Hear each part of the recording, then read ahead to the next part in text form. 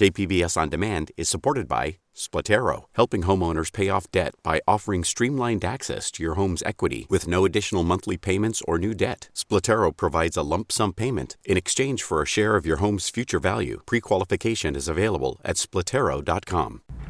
So you can't see me, but I am Beth Accomando with the Cinema Junkie podcast, and I am speaking with Adam Scott, who plays Alex in the new film The Overnight. So tell me about your character, Alex.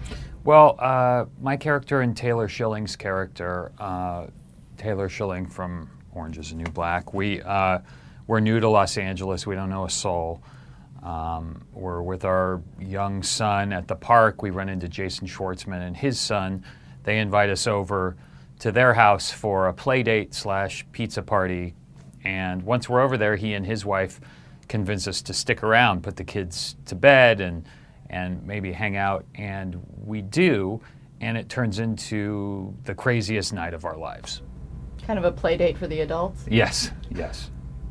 So how would you describe this in terms of a romantic comedy? Because it does have elements of romantic comedy, but it also has kind of a lot of realism too, as well, to some of the situations.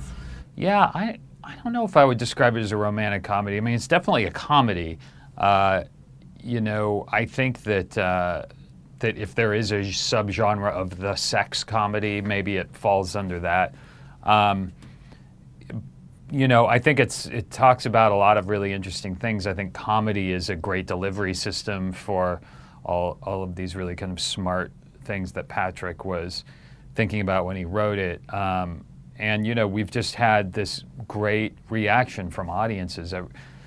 From the first time we screened it at Sundance to last night in La Jolla, we had these crowds that are just going crazy for it, and we couldn't be happier about the reaction so far. What do you think audiences are connecting with? Well, I think there are a lot of good jokes in the movie, but I think also, there's a lot of mystery to the movie. There's a lot of kind of issues that couples face when they've been together for a while, and you hit a certain age and you kind of feel like your days of reinvention might be behind you. People tend to, I know I did, kind of you stop really changing when you have kids and you get married and you settle down and feel like you need to be a rock for these people in your life for good reason. And I think these characters are due for a big change, a reinvention of sorts, and they don't really know it. And it just sort of happens to them over the period of a few hours, and their whole world gets turned upside down. And so there are a lot of what-ifs that play out in the movie that I think a lot of us have felt. Like if you're hanging out with another couple and on the drive home, you're asking your partner, like, did you get a vibe from them? Do you think, and this was definitely a situation where, that vibe is there, and we stick around and watch it play out a bit. And you mentioned Patrick, who is Patrick Bryce, your director and writer. I found it interesting that previously he had just come from a horror film, so did he adapt well from horror to comedy? Yeah, I mean, a friend of mine kind of aptly described The Overnight as a horror movie where sex is the monster. It's the thing creeping around every corner. We've had screenings where people are yelling at the screen, like, don't do it, don't go in there. So there is a real tension through the whole movie that really works well, and I think a lot of kind of the release that people get from that tension is laughter. So do you also see that this film kind of has its roots in kind of like Woody Allen films, and also maybe even something like Bob and Carol and Ted and Alice, like this is a new generation's version of that kind of film? Maybe. I've never seen Bob and Ted and Carol and Alice, so I don't know. I mean, I know we've been compared to it a lot, and I can see why. I'm ashamed, but I've never seen it. I don't know why. I just never ended. I love Paul Mazursky, and that's one I never saw. You do a lot of comedy on television. Yeah. So is there a difference between playing comedy when you're shooting a TV series versus taking on a film project? Not really. I mean, I think, we shot this movie fast. We shot the movie in 12 days. So we didn't have a lot of time. And, so it's more or less the speed that we shoot like a Parks and Recreation episode or a Party Down episode. It's pretty much the same type of schedule, and I love working that fast. I think you kind of just have to go by your instincts and kind of work on the fly, and I really love doing that. It's really fun. Is it hard to play comedy on film where you don't have an audience reacting at all? No, I mean, we didn't have it on Parks and Rec either.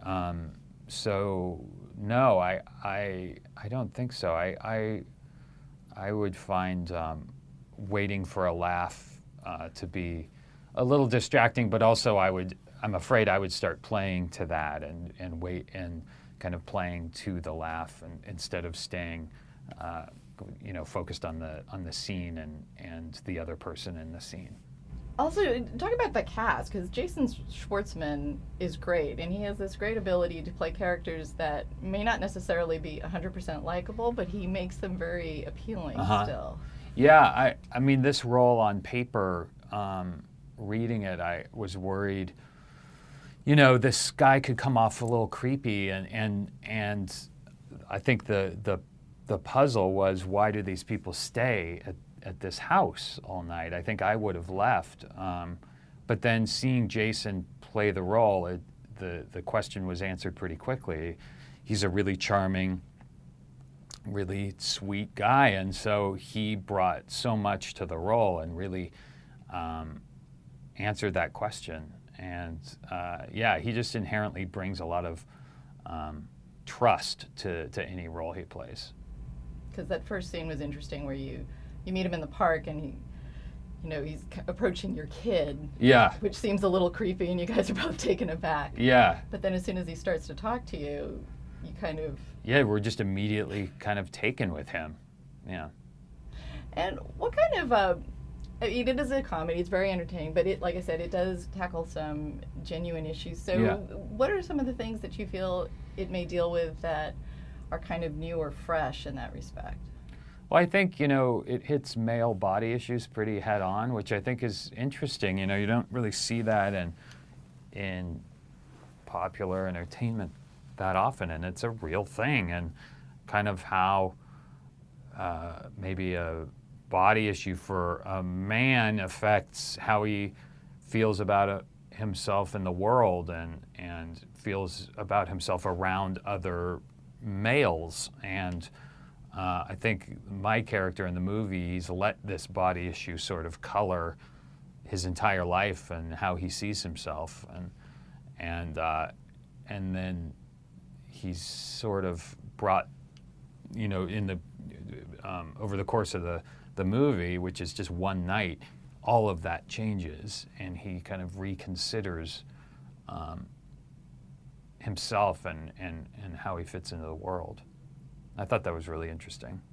Well, what's interesting too is that I think people feel like we're at a time where censorship isn't as much of a problem and that there's a lot of freedom in films, but in some ways a lot of the films made today seem a little more conservative and almost prudish compared to stuff that might have been made in the 70s. Yeah. And this kind of pushes the envelope? Yeah, I think so. I mean, I think male nudity is something that you don't see it that often, especially when it's a required, for this movie, it's required that the nudity happens. I mean, it is a big part of the story, a big part of these two characters. It has to happen. So it was, it's an important part of the movie. Yeah. Was that a challenge for you? Yeah, I mean, we used prosthetics, so it wasn't quite as nerve-wracking as we thought it was going to be. We put them on and we were far more comfortable, just because it's not real.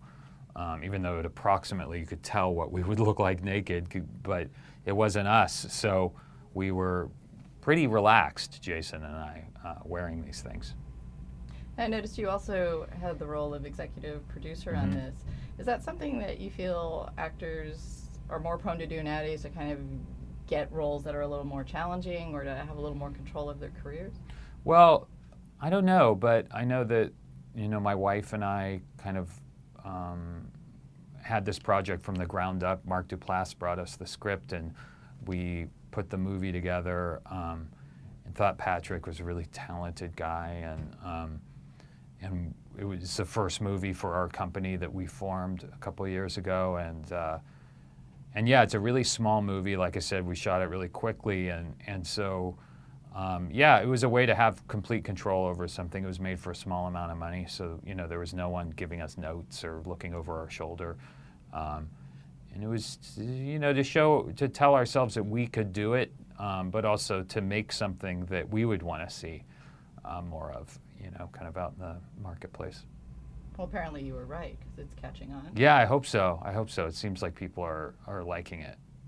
And the Duplass brothers have really come up from very small kind of filmmaking roots and making stuff out of practically nothing. Do you think they're helping to redefine the kind of stuff that does get made and does end up getting actually out to the public? Yeah, I mean, I think that they make great stuff, and they're really prolific. So, yeah, I think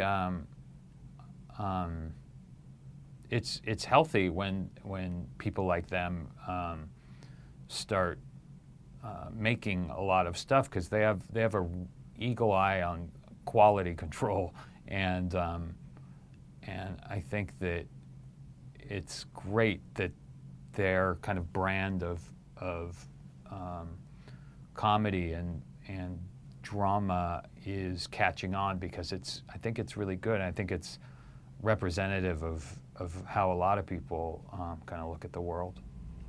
So with this success, what do you see next for your company and for you? Well, we have a couple TV things that we're developing. We have another movie we hope to shoot this summer. So yeah, we're keeping busy and hope to just keep making stuff that we watch a lot of television and watch a lot of movies, and so we just want to keep making stuff that we would want to pay for to go see, that we think is worth people's money, All right. Well, thank you very much for Thank speaking you. with me. Thanks for having me.